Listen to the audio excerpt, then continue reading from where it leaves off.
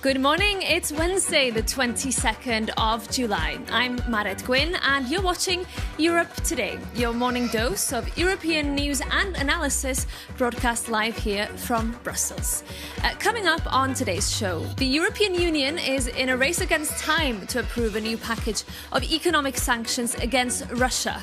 But Greece has unexpectedly vetoed the proposals over a separate ban on Russian liquefied natural gas. We'll bring you more details on that story. And also, it's been a year now since the US and the EU sealed a trade deal designed to put an end to disputes and tensions. That deal imposed 15% tariffs on European goods, while the EU removed duties on most US industrial products. But 1 year on, US President Donald Trump is renewing tariff threats against allies and rivals alike. We'll have more analysis on that for you. And also, the US Defense Secretary Pete Hegseth has said that the war with Iran has cost the US $37.5 billion as strikes continued for the 11th consecutive night last night. President Trump has meanwhile vowed support to Lebanon in a meeting with the country's president in the White House yesterday. We'll have the latest for you from the Middle East. In other news, Ukraine's President Volodymyr Zelensky has replaced Oleksandr Syrski with Mikhailo Drapatyu as Ukraine's commander-in-chief. It follows days of widespread protests in Ukraine and also pressure coming from civil society. But first, this morning, we're going straight to our top story because EU ambassadors are meeting today here in Brussels in a new attempt to strike a deal on fresh sanctions against Russia.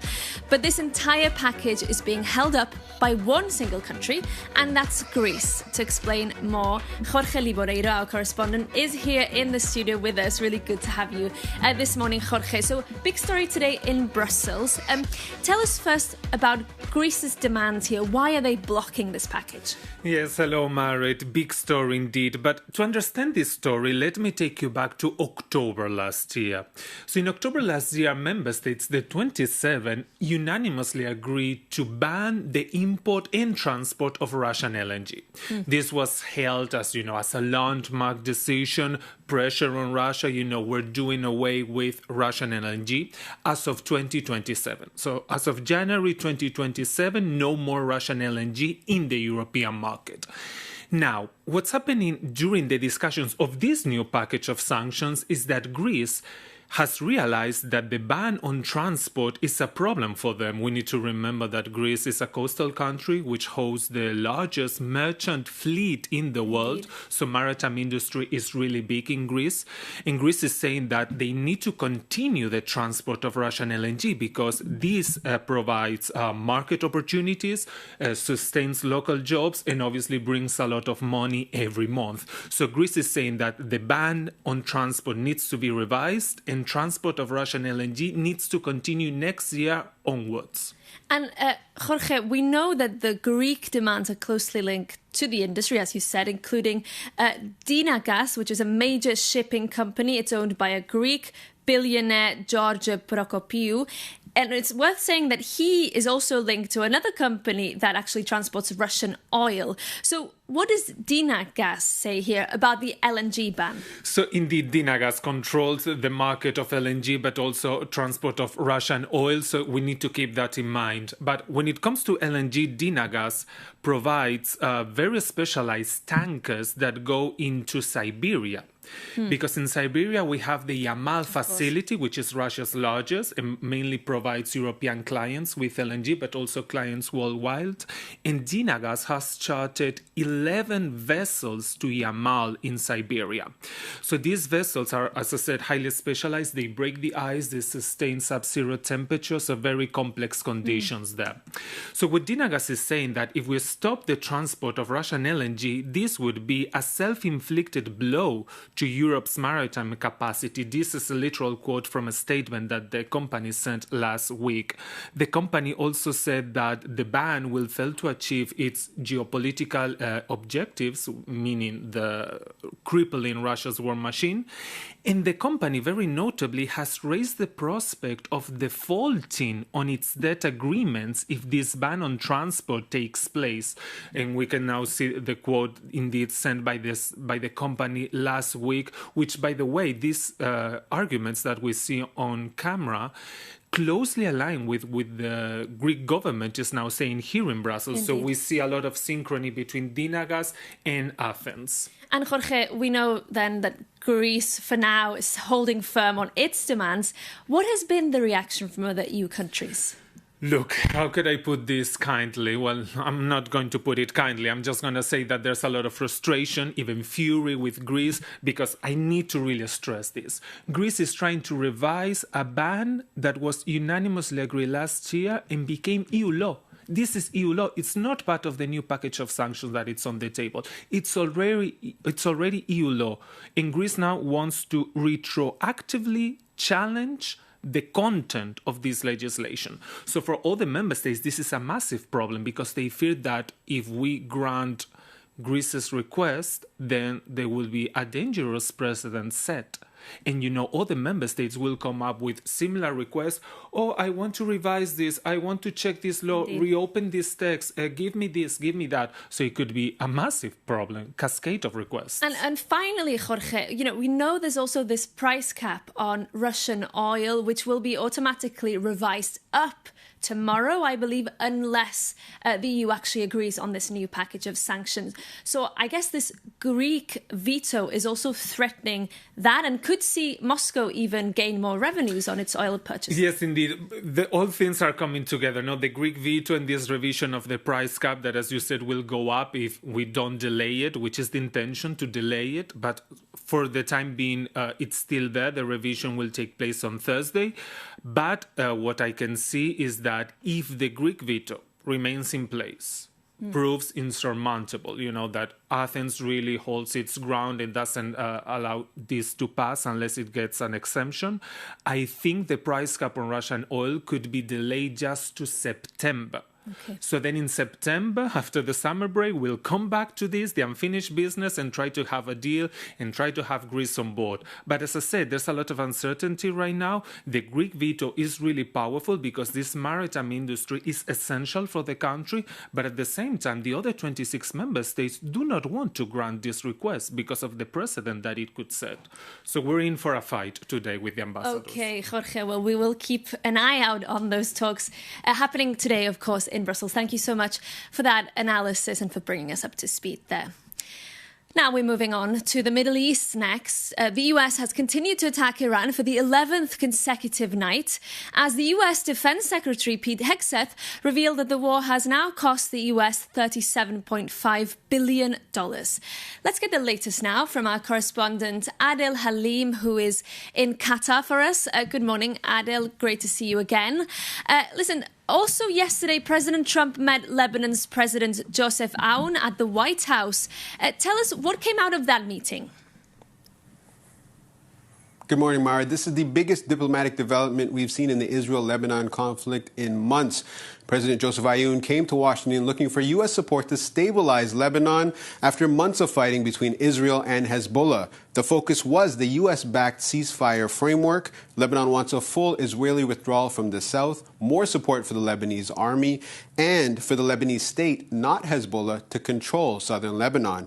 Now, President Trump says Washington remains committed to this process, and he also added that Lebanon has been a very mistreated country for a long period of time, and, quote, we're going to solve a lot of problems. Marit? Okay, so big promises from the US president there. Meanwhile, Adil, I know you're following developments there across the region. What's the latest this morning? That's right. The U.S. has now completed 11 consecutive nights of attacks on Iran, and there are few signs that this conflict is easing anytime soon. Perhaps the biggest development came overnight in Washington. President Trump says the U.S. has no interest in talks with Iran, and even though he insists Tehran is desperate to negotiate. At the same time, Defense Secretary Pete Hegseth told Congress that the war has already cost $37.5 billion and asked lawmakers to approve another $67 billion in funding for our campaign. The dialogue between him and Democratic senators was very testy during this exchange. And that request is likely to raise questions about how long Washington expects this conflict to continue.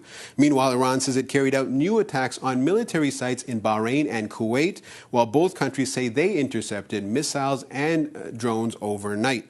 Now, also, the Iran-backed Houthis are also threatening commercial shipping in the Red Sea, and that's already adding to the concerns over in the Strait of Hormuz, where vessel traffic continues to fall. So while diplomacy is making some progress between Israel and Lebanon, the wider regional situation is definitely moving in the opposite direction. We're seeing more military action, increasing economic pressure, and there's no clear sign that the fighting between Washington and Tehran will slow down anytime soon. Marit? Okay, Adel Halim in Qatar for us. Thank you so much for bringing us up to speed this morning.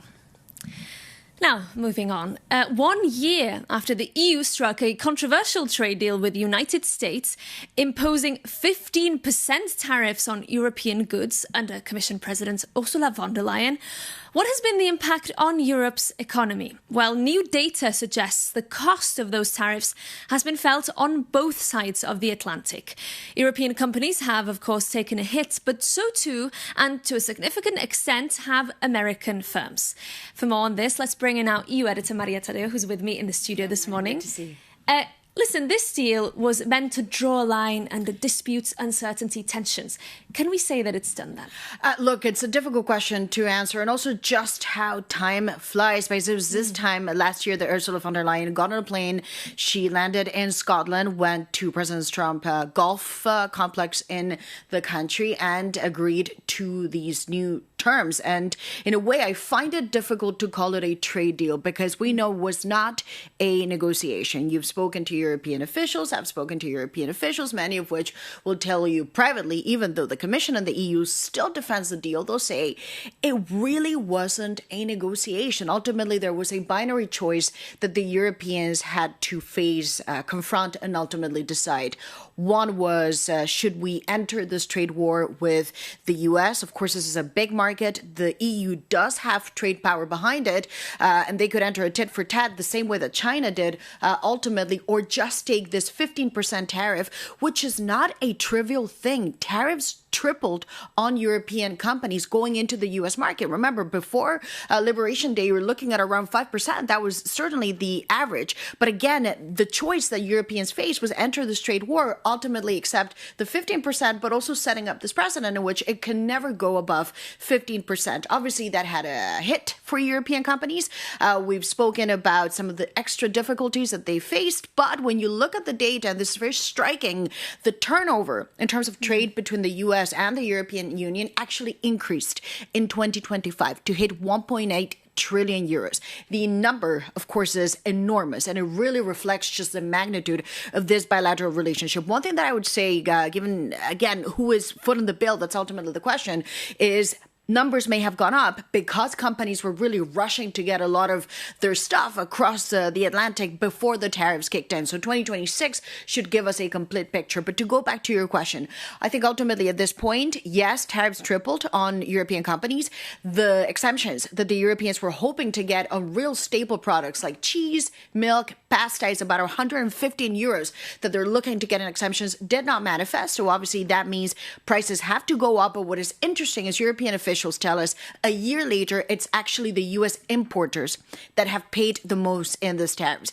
Before the Liberation Day tariffs came in, it was around 8 billion euros, the duty cost. Now it's standing at over 31 billion. So you're looking at almost 4 times the amount that they were paying. So yes, it hits both sides, but also you see that the Americans have also taken a hit, and it's American companies that ultimately also pay for this. And Maria, we know that there's still 50% tariff, for example, on steel and aluminium. And the US continuing to link this to some regulatory movements on the EU side. Yeah, absolutely, because there's a number of issues, of course, that came along with the 15%.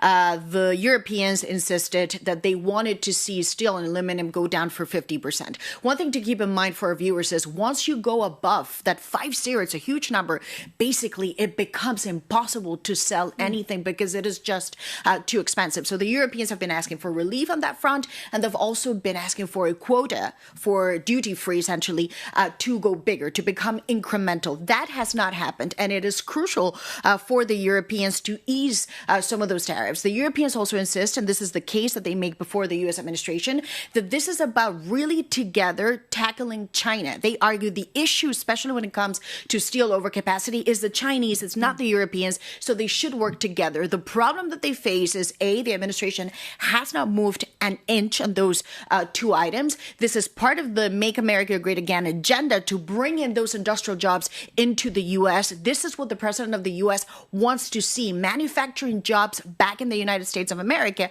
And then 3, as you say, the administration, in a way that is cunning, but it's also ruthless, and at times, frankly, it seems to work, is to say, if you want any form of relief, then you need to also give us regulatory relief. The issue for the Europeans is that this has nothing to do with tariff rates. It really is about politics, it's about sovereignty, and it's also how you interpret and apply the law of the land. And of course, Marit, we could see another flashpoint because, as you know, speculation is rampant in the city, that we could see a fine announced maybe even this week on Google around $1 billion. That could certainly escalate tensions between the two of them. Indeed. And meanwhile, also this week, we are in fact hearing reports, at least, that Donald Trump, the US president, is thinking at least of unleashing more tariffs. Canada already in the line of fire.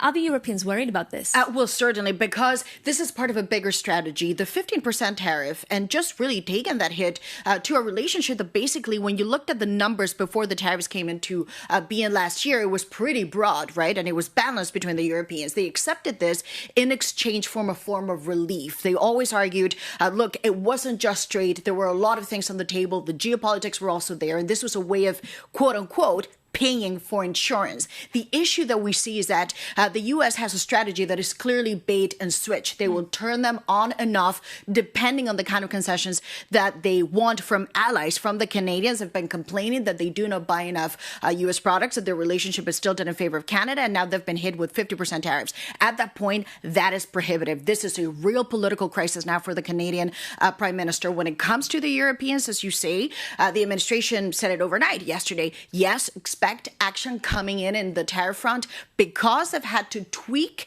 some of the construction, the structure of the tariffs, because some of them were struck down by the U.S. Constitutional Court. So they now expect to put forward new tariffs using different sections that could see more products and also the Europeans hit by it. I think one of the things that the Europeans know, and they know this very well, is that ultimately this is going to be a constant with the Trump administration. What you can do is hope for the best, but also say we have a capacity and an ability to retaliate. We talked about the anti-coercion instrument. That is certainly on the table that the Europeans can use. The question is, are they ready to use it, given that they did not want to fight a trade war last year? But also, Marit, the focus for the Europeans now is China. Indeed. Do you want to take on two big blocs? And very, very briefly, Maria, on China, we are expecting by October some movement. Massive deadline, yes. Look, it's a deadline October by the Europeans. They want to see the trade relationship become more balanced. There's been a massive trade deficit with the Chinese. The trade surplus from the Chinese to the world is now $1 trillion. That is unsustainable. And mathematically, it simply cannot continue. At some point, it would be too tilted in favor of China. The Europeans, however, they've set out this deadline, but it's a difficult deadline because if there's no rebalancing and there's no action from the Chinese and they take no action, they will look weak. If they decide to put forward measures to protect industries in Europe, well, the Chinese, you best believe, will retaliate. So indeed, both ways, you're looking at a difficult fall. We are indeed. Thank you so much, Maria, for that analysis for us 1 year on after that trade deal was struck between the US and the EU. But that brings our programme for today to an end. Thank you so much for your company this morning.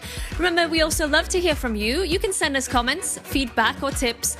Our email address is europetoday@euronews.com. In the meantime, see you soon here on Euronews and take care.